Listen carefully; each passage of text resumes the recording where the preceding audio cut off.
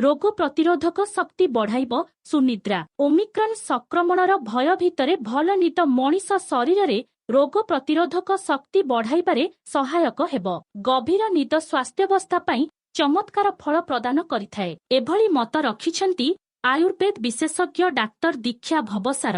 ଭଲ ନିଦ ମାନସିକ ଚାପକୁ ଭଲ ନିଦ ମାନସିକ ଚାପକୁ କମ କରିବା ସହ ମଧୁମେହ ଓ ଉଚ୍ଚ ରକ୍ତଚାପକୁ ମଧ୍ୟ ନିୟନ୍ତ୍ରଣ କରିଥାଏ। ଏହା ଛଡ଼ା ଯକୃତରୁ ବିଷାକ୍ତ ପଦାର୍ଥ ବାହାର କରିବା ସହ ପ୍ରଜନନ କ୍ଷମତା ମଧ୍ୟ ବୃଦ୍ଧି କରିଥାଏ। ମୋଟାମୋଟି ଭାବେ ନିଦ ମଣିଷ ଶରୀରକୁ ନିରୋଗ ରଖିବାର ଏକ ପ୍ରାକୃତିକ ବରଦାନ ବୋଲି କହିଛନ୍ତି ଆୟୁର୍ବେଦ ବିଶେଷଜ୍ଞ। କିନ୍ତୁ ବର୍ତ୍ତମାନ ଦେଶର ଅଧିକାଂଶ ଲୋକ ମୋବାଇଲ, ଲ୍ୟାପଟପର ବିଳମ୍ବିତ ରାତି ଯାଏ ଚେଇ ରହୁଥିବାରୁ ସୁନିଦ୍ରାର ହାର କମିଯାଉଛି। ଆଉ ଏହାର ସିଧାସଳଖ ପ୍ରଭାବ ସ୍ୱାସ୍ଥ୍ୟାବସ୍ଥା ଉପରେ ପଡୁଛି। ଯଦି ଆପଣ ମାନସିକ ଚାପରେ ଅଛନ୍ତି, ତେବେ ଆପଣଙ୍କୁ ସୁନିଦ୍ରା ସୁଫଳ ଆଣିଦେବ ବୋଲି କହିଛନ୍ତି ଆୟୁର୍ବେଦ ଡାକ୍ତର।